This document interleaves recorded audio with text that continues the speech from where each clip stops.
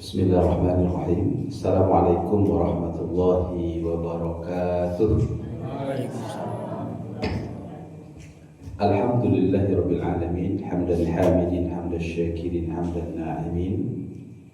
Hamdan yuwafi ni'amahu wa yukafi'u mazidah.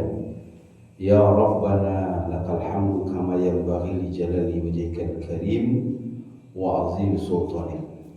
Asyhadu an la ilaha illallah wahdahu la syarika lah. Wa ashhadu anna Muhammadan abduhu wa rasuluh. Allahumma salli wa sallim wa barik ala hadha an-nabiyyil karim wa ala alihi wa ashabihi ajma'in, amma ba'd. Rabbi shrah li sadri wa yassir li amri wahlul 'uqdatam min lisani yafqahu qawli. Thumma qala ta'ala fi kitabihil karim, na'udzu billahi minasy syaithanir rajim. Bismillahirrahmanirrahim. Laqad kana lakum fi rasulillahi uswatun hasanah liman kana yarjullaha wal yawmal akhir wa dzakarallaha katsira. Shadaqallahu adzim. Bapak Ibu hadirin wal hadirat jamaah salat maghrib rahimani wa rahimakumullah. Kembali kita bersyukur kepada Allah Subhanahu wa taala. Hari ini sesuai dengan jadwal kita biasanya sebelum Ramadan bahwa kita melaksanakan kajian di setiap pekan Ahad. Dan alhamdulillah pada hari ini kita memulai kembali sesudah kita libur selama bulan suci Ramadan. Maka tentunya di awal pertemuan kita di dalam kajian kita ini izinkan saya mengucapkan taqabbalallahu minna wa minkum taqabbal ya karim. Mudah-mudahan seluruh amal-amal yang kita lakukan pada bulan Ramadan diterima oleh Allah Subhanahu wa taala. Dan tentunya ini yang senantiasa menjadi harapan kita, harapan di atas ketidakpastian. Apa harapan kita? Tentu harapan kita pada bulan Ramadan menjadi orang-orang yang bertakwa di hadapan Allah. Sembari kemudian sesudah bulan Ramadan ini kita mempertahankan kebiasaan-kebiasaan baik kita selama bulan Ramadan. Apa kebiasaan baik kita? Kebiasaan baik kita berjamaah. Ya, ketika Ramadan, maka sesudah Ramadan tetap kita jaga. Walaupun mungkin kadang-kadang tidak seperti yang kita harapkan. Sebelum Ramadan yang hadir sebanyak ini, ketika Ramadan setiap malam ramai sekali surau kita. Habis Ramadan ternyata wajah-wajah ini kembali yang terlihat oleh saya. Mudah-mudahan sambil berjalannya waktu akan ada anggota-anggota baru kita yang memakmurkan surau kita ini. Amin amin ya rabbal alamin. Salawat dan salam sama kita kirimkan kepada junjungan kita Nabi Muhammad sallallahu alaihi wasallam, uswah dan qudwah dalam hidup dan kehidupan kita. Bapak dan Ibu hadirin yang dirahmati Allah, sesuai dengan ayat yang sudah disebarkan oleh pengurus bahwa untuk Ahad pertama setiap bulan ini kita akan mengkaji satu topik yang amat penting sebenarnya bagi kita. Di antara topik-topik yang ada, bahwa topik kita pada Ahad pertama ini kita akan mengkaji tentang sirah nabawiyah. Apa itu sirah nabawiyah, Bapak dan Ibu? Sejarah perjalanan hidup Nabi kita, Nabi Muhammad sallallahu alaihi wasallam. Bapak dan Ibu, ya, kalau berbicara tentang sirah, saya yakin ya Bapak Ibu, ya jangankan dari SD, mungkin yang pernah TK sudah belajar tentang sejarah kehidupan Rasulullah SAW. Tetapi sepanjang yang kita alami, ketika kita belajar di sekolah terkait dengan sejarah kehidupan Rasulullah itu, biasanya guru-guru kita, ustadz-ustadz kita menjelaskan tentang sirah nabawiyah, sejarah perjalanan hidup Rasulullah ini biasanya pokok-pokok saja, ya. Mulai daripada kelahiran, bagaimana beliau besar, ya. Kemudian peristiwa-peristiwa penting apa yang paling penting di antara yang penting, ya. Kemudian sampailah kemudian bagaimana beliau wafat. Biasanya satu kali pelajaran biasanya, maka sejarah kehidupan Rasulullah itu selesai diajarkan. Biasanya seperti itu di sekolah kita.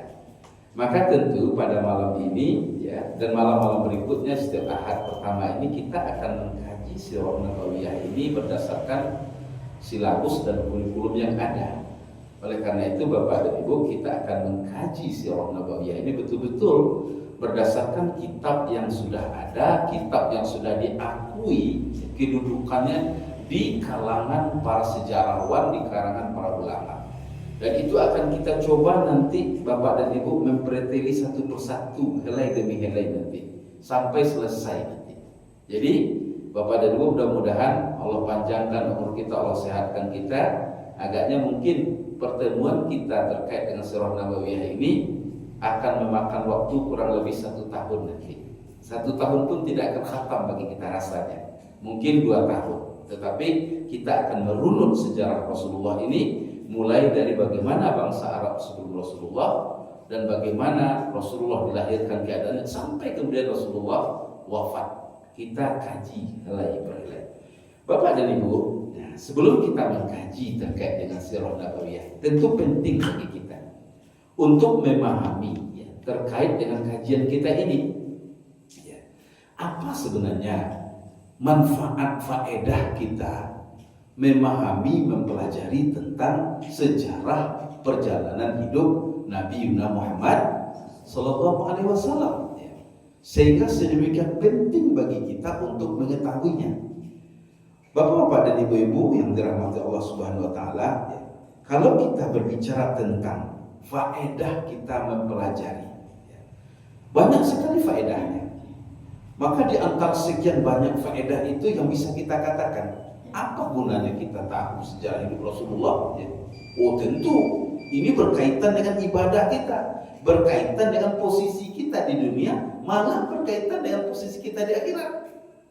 Mungkin Bapak Ibu bertanya, apa hubungannya kita tahu sejarah Rasulullah dengan kedudukan kita di akhirat nanti? Misalnya hadis Rasulullah SAW dalam riwayat Bukhari misalnya, sangat terkenal sekali. Apa kata Rasulullah? La yu'minu ahadukum hatta akuna ahabba ilaihi min waladihi wa walidihi wan nasi ajma'in. Apa kata Rasulullah? Tidak sempurna keimanan kalian.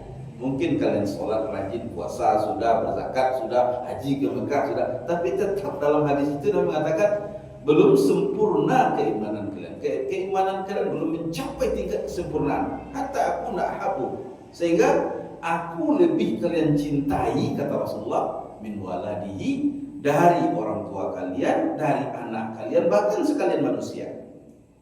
Bapak dan Ibu ingat, di dalam hadis ini Rasulullah mengingatkan kita kesempurnaan iman kita itu disebutkan oleh Rasulullah baru akan mencapai kesempurnaan ibarat air dalam gelas, masih belum dikatakan penuh gelas itu, kira-kira begitu ya. Maka belum sempurna penuh gelas keimanan kita itu kalau cinta kita kepada Rasulullah masih lebih kurang dibandingkan cinta kita kepada manusia. Artinya apa?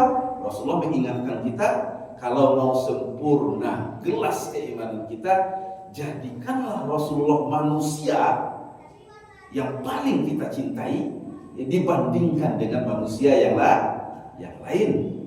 Tapi jangan pula, Ustaz, dibandingkan cinta kepada Allah, mana yang lebih utama? Cinta kepada Allah atau cinta kepada Rasulullah? Bu? Tentu cinta kepada Allah. Jangan pula nanti Ustaz lebih utama cinta kepada Rasulullah. Sesat nanti kita. Karena yang mengutus Rasulullah itu adalah Allah Subhanahu Wa Taala. Maka belum sempurna keimanan kita selama cinta kita kepada Rasulullah belum melebihi cinta kita kepada orang tua kita, anak-anak kita, istri kita, sahabat kita, semua manusia yang lain. Nah, permasalahannya, lalu apa kaitannya dengan Sirah Nabawiyah?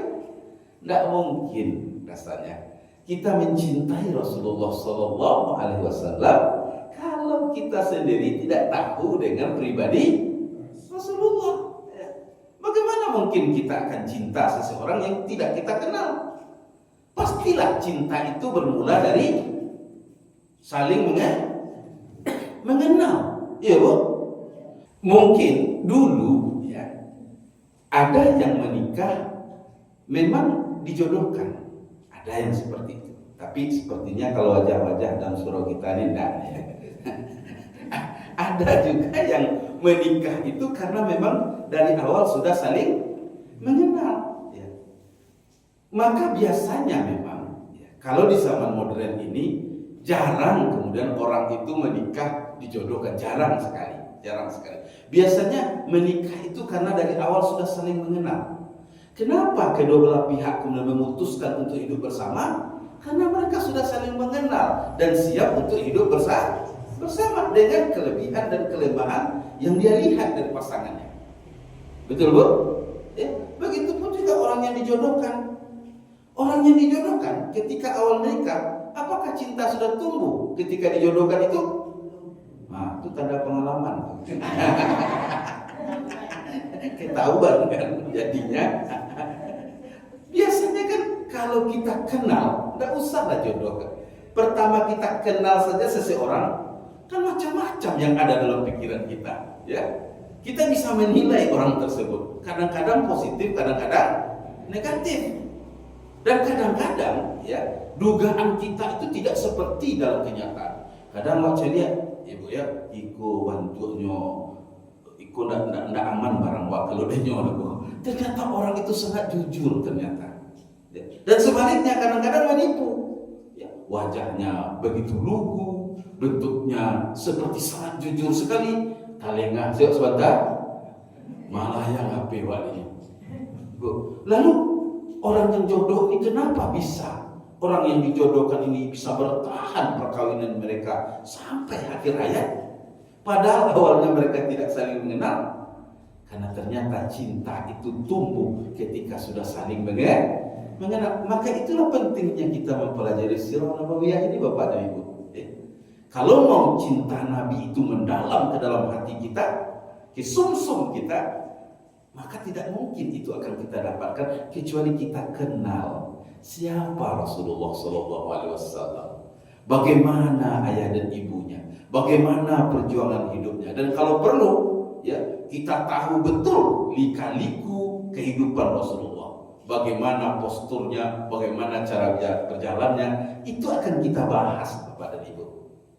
Misalnya, kalau kita berbicara tentang sebenarnya bagaimana Rasulullah itu duduk, bagaimana Rasulullah itu ketika berjalan, bagaimana perawakan Rasulullah SAW, bagaimana Rasulullah cara bicara, itu dibahas dalam sirah nabawiyah. Malah ada satu kitab yang khusus membahas tentang itu Bapak dan Ibu. Itu akan kita sambilkan nanti.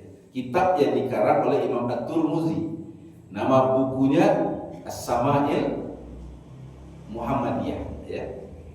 Sejarah lengkap terkait dengan kehidupan Rasulullah SAW. Itu akan kita lihat nanti. Maka itulah yang pertama, kenapa penting bagi kita untuk mempelajari, memahami, ya, sirah nabawiyah ini supaya dekat Rasulullah itu dengan hati kita dan dengan pikiran kita. Kemudian selain daripada itu, apa kegunaan kita dan faedah kita mempelajari sirah nabawiyah ini, ya. Selain daripada mendatangkan kecintaan kepada Rasulullah SAW, ya. Tentunya yang kedua untuk meneladani, ya, meneladani Rasulullah SAW seperti ayat yang kita baca tadi di awal ceramah kita dalam surah Al-Ahzab ayat yang ke-21. A'udzubillahi minasyaitonirrajim. Laqad kana lakum fi Rasulillahi uswatun hasanah. Bagaimana kita akan meniru Rasulullah kalau kita tidak tahu perjalanan hidupnya? Itulah gunanya nanti. Kita akan coba, ya, mempelajari detik demi detik perjuangan Rasulullah, perjalanan kehidupan Rasulullah, ya, mulai daripada Rasulullah dilahirkan sampai Rasulullah nanti wafat menghadap Allah Subhanahu wa taala. Tentunya untuk apa? Meneladani setiap perjalanan hidup Rasulullah. Bapak dan Ibu, ya. Sebenarnya sirah nabawiyah ini kalau dikaitkan dengan berbagai macam bidang-bidang ilmu di dalam Islam ini, memang harus diakui sirah nabawiyah ini banyak sekali kaitannya dengan bidang-bidang ilmu yang lain dalam Islam ini, ya. Dengan apa saja keterkaitan sirah nabawiyah ini? Kalau kita lihat, ya, posisinya dibandingkan dengan ilmu-ilmu keislaman yang lain. Banyak sekali Bu. Dengan tafsir misalnya, ya. Dengan ilmu tafsir. Apa kaitan sirah nabawiyah dengan ilmu tafsir? Ternyata kalau ingin menjadi seorang mufassir, wajib bagi mufassir itu tahu sirah nabawiyah. Begitu juga, ya. Secara sederhana misalnya Bapak dan Ibu, di dalam Al-Quran terkait dengan surat Ad-Duha, ya. Peristiwa turunnya surat Ad-Duha ini, bagaimana sejarah latar belakang turunnya surat Ad-Duha? Itu bisa diketahui dengan bagaimana sebenarnya keadaan yang terjadi pada pribadi Rasulullah SAW. Orang-orang kafir ketika sebelum turun surat Ad-Duha ini mengolok-olok Nabi, ya. Kenapa? Karena panjangnya lamanya masa wahyu tidak turun kepada Nabi, sehingga Nabi bingung, tidak ada penjelasan, ya. Sehingga orang-orang kafir mengatakan Tuhan Muhammad sudah meninggalkannya sendiri. Sedih Rasulullah SAW. Maka dalam keadaan itulah turun firman Allah, "Wadduha wal laili idza saja ma wadda'aka rabbuka wa ma qala." Di dalam ayat ini kita dapati sebenarnya kenapa ayat ini turun, untuk menghibur Rasulullah atas ejekan cemoohan orang kafir Quraisy ketika itu yang mengatakan Nabi sudah ditinggalkan oleh Tuhannya. Maka turunlah surat Ad-Duha ini yang menyatakan Tuhan tidak pernah meninggalkan engkau wahai Muhammad, dan surat ini sebagai penghibur bagi Rasulullah Sallallahu Alaihi Wasallam, Bapak dan Ibu. Nah, kemudian kegunaan dari surah Nabawiyah selain daripada tafsir, ya, juga untuk memberikan tauladan kepada kita betapa Rasulullah ini sebagai seorang yang memang patut ditauladani. Patut ditauladani. Bagaimana tidak? Banyak peristiwa-peristiwa yang kalau kita kembalikan kepada cara Rasulullah menghadapi peristiwa itu akan menjadikan sebuah kesadaran bagi kita Bapak dan Ibu untuk mengikuti bagaimana Rasulullah SAW menghadapi masalah seberat apapun. Misalnya terkait dengan, ya, peristiwa kekalahan dalam perang Uhud misalnya. Kekalahan dalam perang Uhud. Awalnya, ya, perang Uhud ini dengan strategi yang luar biasa dimenangkan oleh kaum muslimin.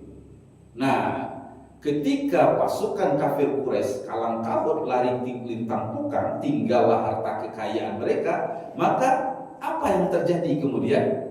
Rasulullah sudah memberikan, ya, perintah bahwa ada satu pasukan di Jabal Rumal, di satu bukit yang sangat strategis. Di situ ada 40 orang pemanah kaum muslimin yang untuk menjaga pergerakan kaum muslimin di bawah, supaya jangan ada kemudian kaum kafir Quraisy yang menyerobot, ya, melalui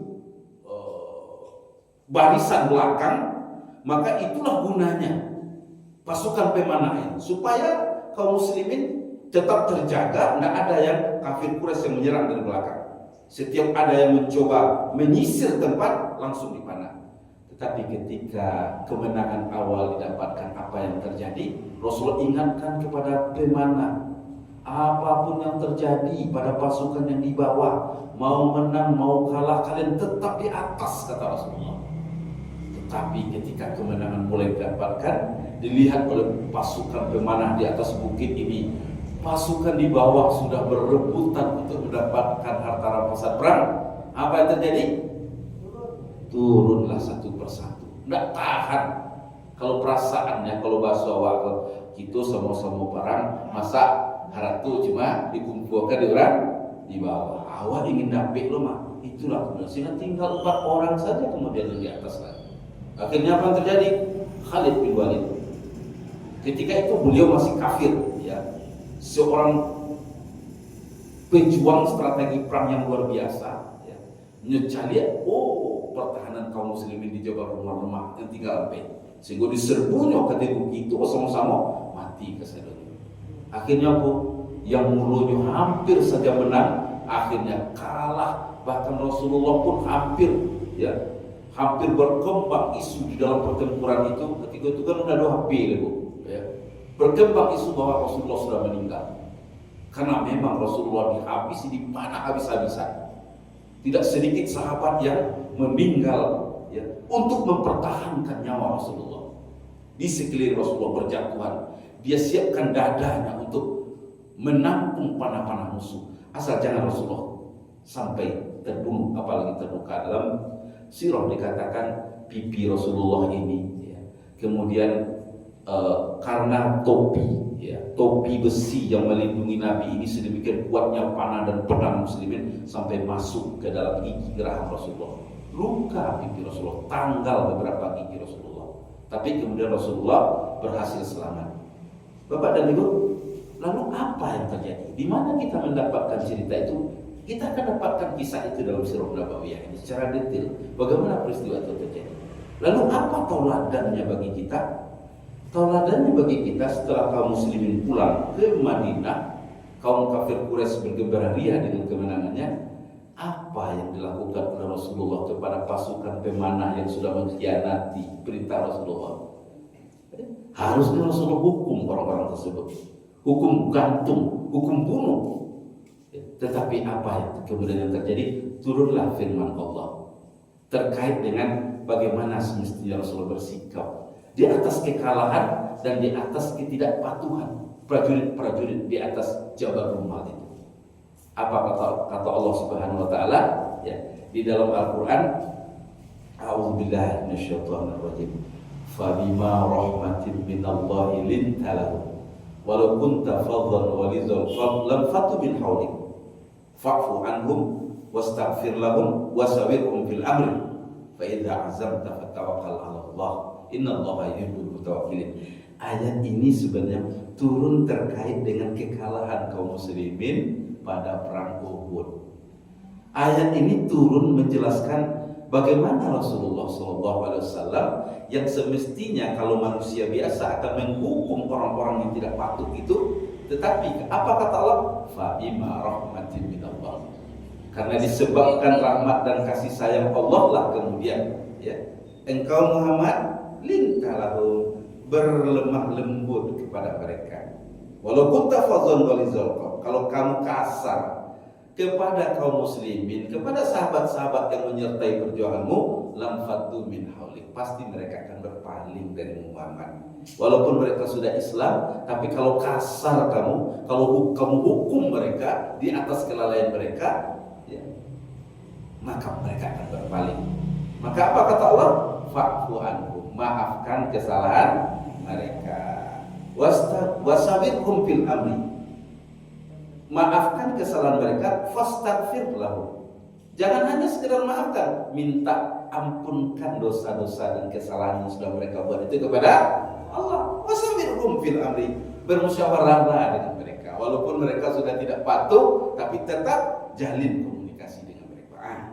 Disinilah kita akan mendapatkan Bapak dan Ibu perlu dapat faham itu terkait dengan Sirah Nabawiyah itu.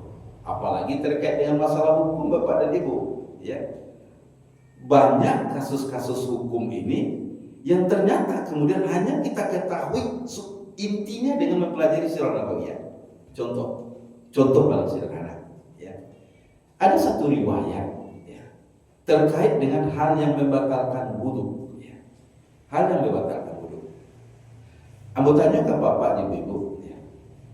Makan daging, Ibu, ya. Apakah makan daging membatalkan wudu atau tidak? Aku ngomong. Ya. Ibu biasanya kalau sudah berwudu, sudah itu makan. Ya, apapun lah sambahnya. Sudah itu Bapak Ibu berwudu balik itu, Pak? Enggak.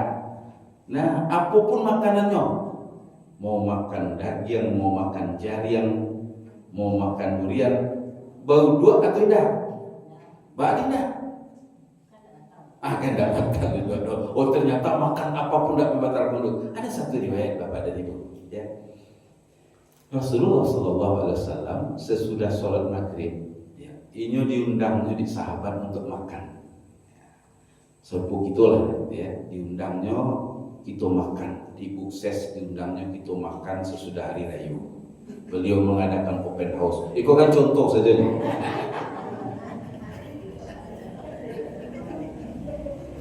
Jadi Rasulullah dan para sahabat pailah makan. Ya. Ternyata apa yang dihidangkan oleh tuan rumah, ya, dan dihidangkan di tuan rumah ternyata daging untung. Makanlah, apalagi pemasaknya luar biasa. Kalau di awal kalau proses memasak daging kambing tu ayo mana tu, cancang kambing lah kilo-kilo, ya. Makanlah ketika bapak dan ibu sedang lama makan ketika itu. Bedanya juga ini, kalau maghrib pada masa Rasulullah, bayi makan ke rumah orang, jangan dibayangkan rumah orang itu tarang serbu gini bu. Kalau gini bisa tarang, apa sebabnya? Listrik dan tiup sudut rumah ada tarang. Ketika itu lampunya lampu toko sini bu, ya itu saja penerang. Ketika sedang lama makan, tadangalah bunyi yang sangat aneh bapak-bapak ibu. Tahu ibu bunyi aneh itu kan? Hah? Tadanga adonan buang angin bu, tapi karet, ya karet, ya. Sehingga berhentilah sahabat makan. Sambil macam dia, ya. Sambil macam dia, sianan buang angin, ya. Sianan buang angin, nah, sianan buang angin, ya. Jadi bapak dan ibu, adalah sahabat kemudian yang curiga sebenarnya. Cuma tidak pasti, kamu nuduh tidak pasti dong. Cuma agak-agak saja kok. Kau buang angin pasti sebulan kok. Tapi entah yonta tidak. Maka bagaimana cara sahabat untuk mengetahui sianan buang angin? Sebab sesudah itu kita akan melaksanakan sholat Isya. Maka secara logika pasti ketika sholat Isya nanti nan baru dua adalah nan buang angin. Gitu cari saja itu sianan baru dua kecil sahabat berarti itulah nan buang angin. Bapak dan ibu, tadanga di Rasulullah. Tadanga di Rasulullah bapak ibu. Dan Rasulullah yang merupakan manusia yang luar biasa perasaannya. Nyunda ingin mempermalukan sahabat. Maka apa kemudian yang dikicikkan Rasulullah ketika keluar rumah tu? Ya, kicik Rasulullah ke sahabat dan selalu makan tu. Pokoknya siapapun yang di rumah pun yang makan daging unta kecil Nabi. Sebelum sholat Isya nanti beruduk saja kecil Nabi. Ya, itu riwayat bapak ibu. Sianan makan daging beruduk sadonya. Kalau awak hanya mencari hadis itu dari kata siapa yang makan daging maka beruduk, maka makan daging membatalkan wudhu. Padahal sahabat sebenarnya tahu. Hukumnya kok baru. Lo selama kok tidak pernah. Beberapa kali makan daging tidak pernah. Rasulullah mampu.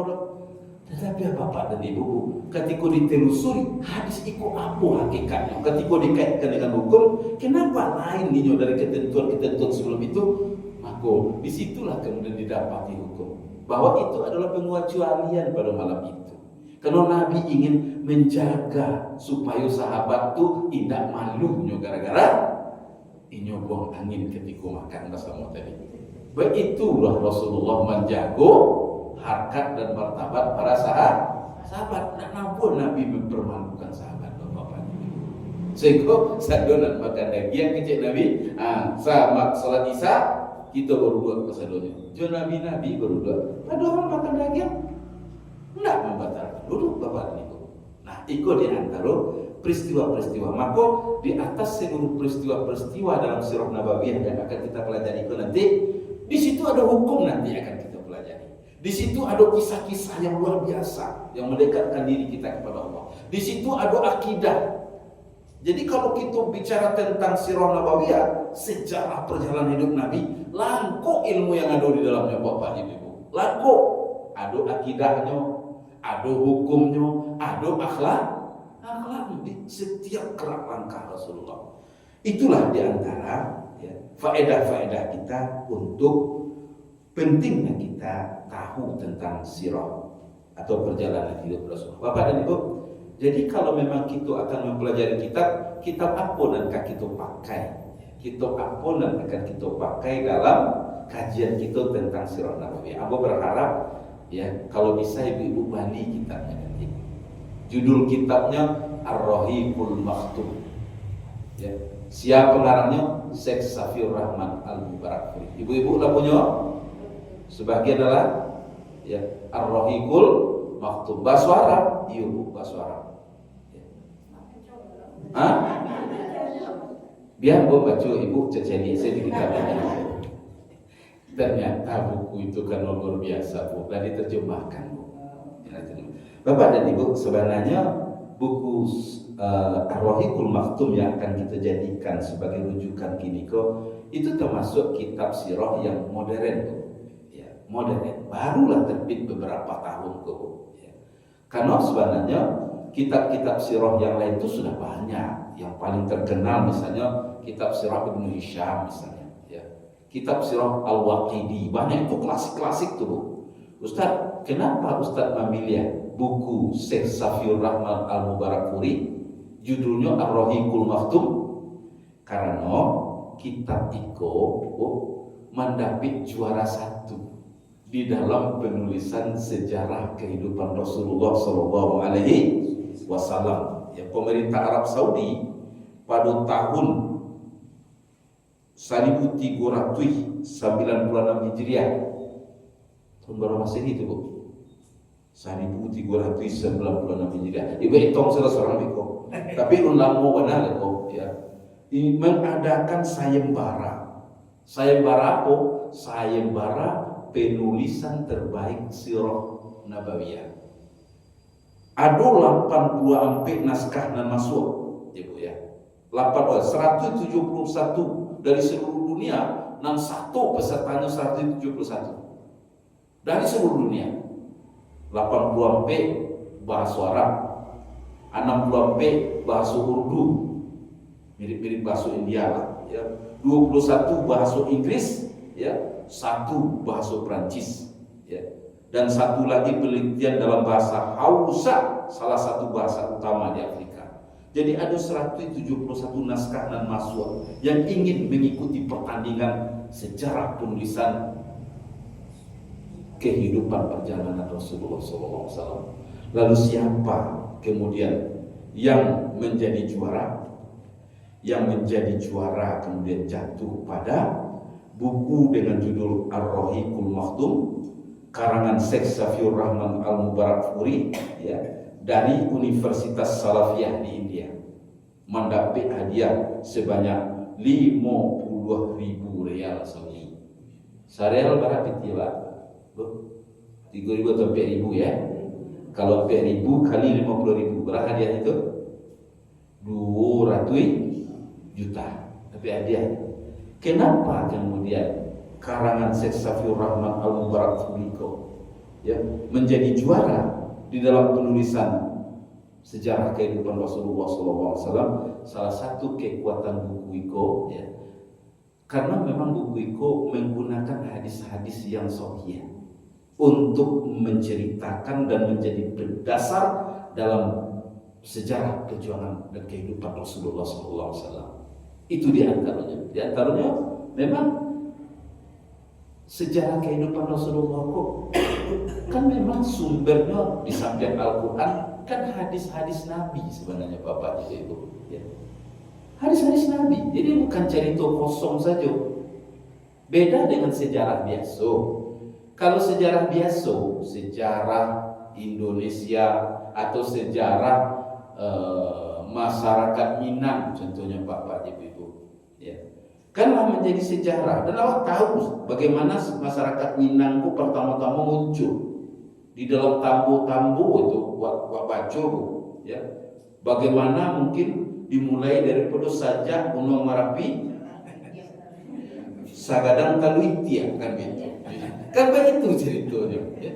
Di ketika laisohi ya cerita itu Bapak Ibu, ya. Semenjak Gunung Merapi, Sagadang Taluitia. Memang banyak penafsiran. Mengapa Gunung Merapi, Sagadang Taluitia? Ada yang menafsirkan ketika banjir besar Nabi Nuh. Sebenarnya Gunung Merapi sedang itu cuma di kadangnya banjir, Sagadang Taluitia saya nak mencoba Gunung Merapi itu kan itu. Dan tadamparlah ya, anak keturunan Nabi Nuh itu di sini. Itulah yang menjadi silsilah daripada masyarakat Ketika ibu-ibu bertanya, Ustaz, langsung ya jadi itu wallahu a'lam itu Bu. Beda dengan sirah nabawiyah. Ustaz, lain batu cerita Ustaz tadi itu yang mengecekkan ya pemanah-pemanah di Jabal Rumal itu mengkhianati ya, perintah Rasulullah. Aduh, jalih hadis-hadis yang menceritakan itu.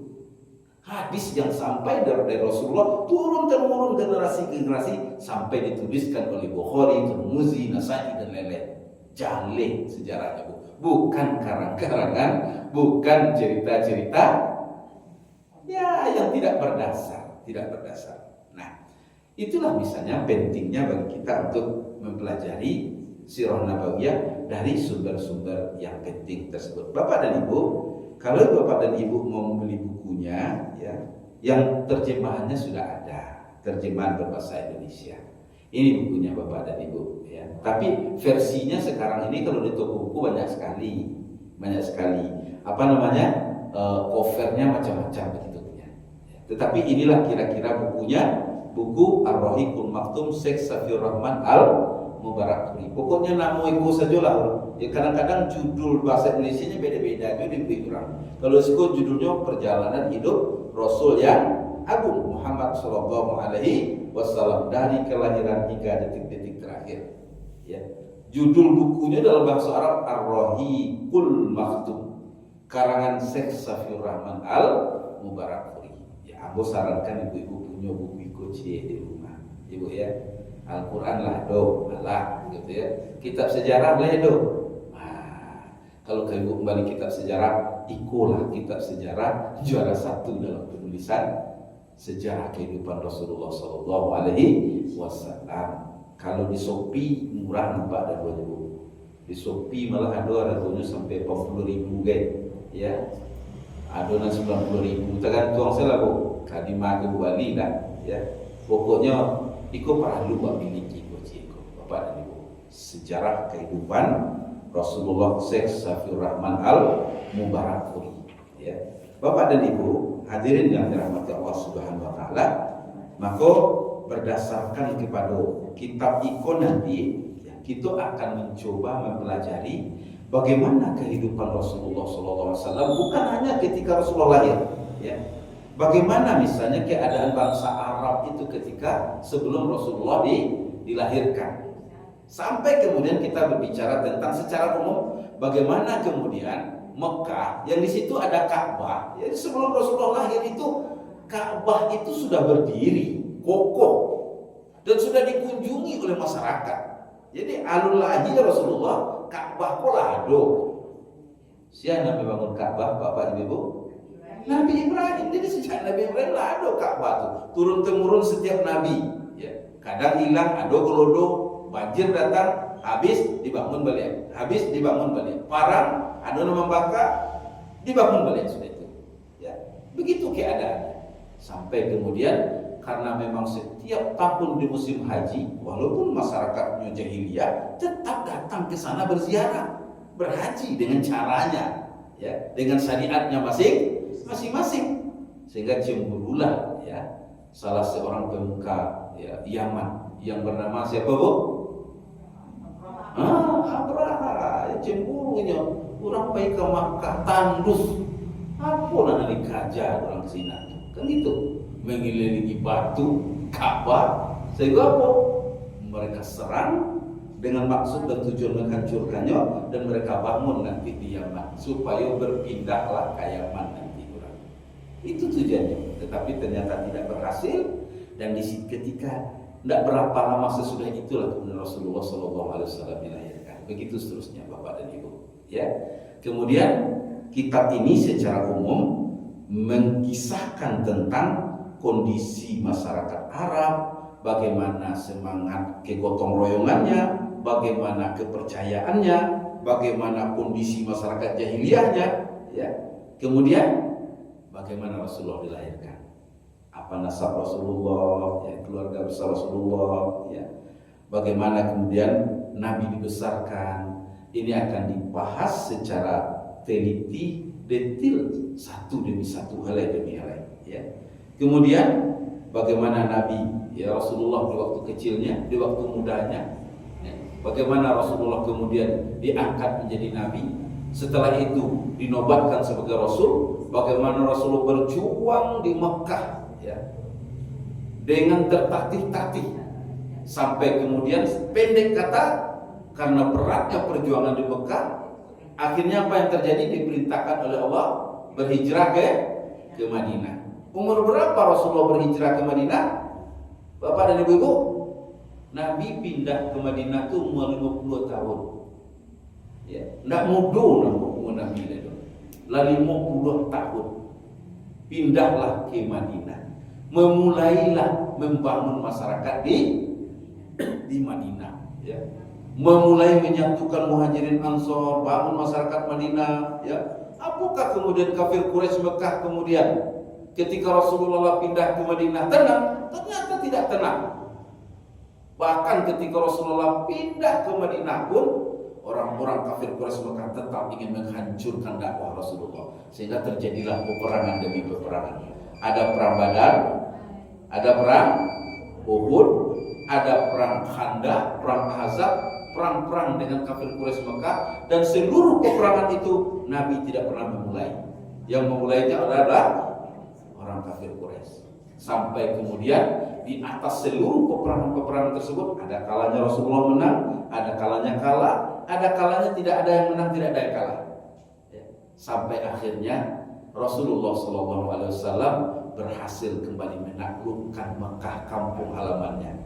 Setelah kurang lebih 8 tahun, 9 tahun di Madinah, ya, mencoba di tahun yang ke-6 pergi ke Mekah untuk berhaji, tetapi ditolak. Ya. Padahal Nabi dengan 3.000 orang sahabat sudah sangat rindu pulang ke kampung halaman, ingin berhaji, ya, di Mekah, ingin kembali sholat di Masjidil Haram. Tetapi di daerah yang bernama Hudaybiyah terjadilah perundingan antara Rasulullah dengan kaum Quraisy. Apa isinya? Muhammad dengan pengikut engkau tidak boleh berhaji tahun ini. Balik lagi ke Mekah, balik lagi ke Madinah. Oh, sedih itu, ya. Kapan kami boleh berhaji? Tahun depan kamu baru boleh berhaji, tapi dengan syarat, kata orang kafir Quraisy. Apa syaratnya? Di Mekah tidak boleh lebih daripada 3 hari. Ya, sejak kedatangan laksanakanlah haji, cukupkanlah rukun dan syaratnya. 3 hari sudah itu harus balik. Wah, pedih sekali. Umar sangat marah dia. Tapi Nabi terima, walaupun seolah-olah, ya, perjanjian itu merendahkan, ya, dan merugikan kaum muslimin, tapi Nabi terima, ya. Nabi sabarkan Umar bin Khattab. Kenapa? Apa politiknya? Setidak-tidaknya politik yang didapatkan oleh Nabi mungkin dari perjanjiannya seolah-olah umat Islam ini rugi, tetapi ada satu semangat yang disampaikan oleh Nabi, bahwa ketika kafir Quraisy sudah mau berunding dengan kita, kata Nabi, berarti kafir Quraisy sudah mengakui kita sebagai satu yang diperhitungkan, kata Nabi.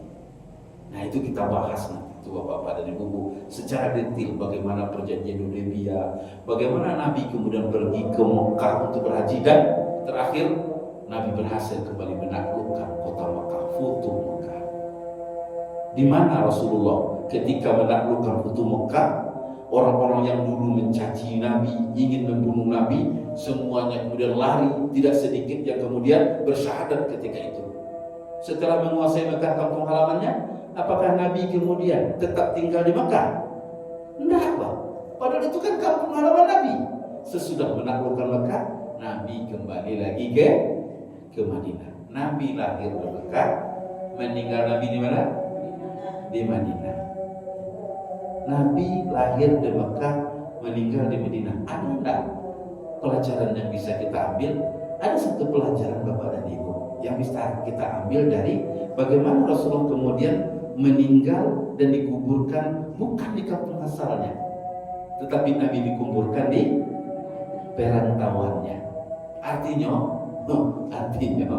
ya, kalau merantau, nggak usah perlu bawa siaga anak-anak, ke cucu-cucu. Kalau rantaunya jauh, apapun yang terjadi, apapun terjadi, kalau meninggal, ayo di kampung dia lah. Padahal ini di Irian merantau, Bapak Ibu. Akhirnya apa yang terjadi, Bapak Ibu? Menyusahkan ahli waris. Nabi tidak. Di mana Nabi berantau? Di sini Nabi baku buah. Itu pelajaran penting itu. Bapak dan Ibu, mungkin itu pengantar bagi kita ketika kita akan mengkaji secara mendalam terkait dengan sirah nabawiyah ini. Insya Allah di pertemuan bulan depan kita akan mulai start untuk mengkaji kitab ini, dan Abu berharap Bapak Ibu ya usahakanlah memiliki ikut sebagai referensi di awal di rumah. Dan itu ceritakan ke anak itu kan cucu kita, Ibu ya, kok kita. Demikian Bapak dan Ibu. Kalau ada yang benar datang dari Allah Subhanahu wa taala, kekhilafan adalah kelemahan Abu sebagai manusia. Kita tutup dengan sama-sama membaca doa kafaratul majlis. Subhanakallahumma wa bihamdika asyhadu an la ilaha illa anta astaghfiruka wa atubu ilaik. Wabillahi taufiq wal hidayah. Assalamualaikum warahmatullahi wabarakatuh.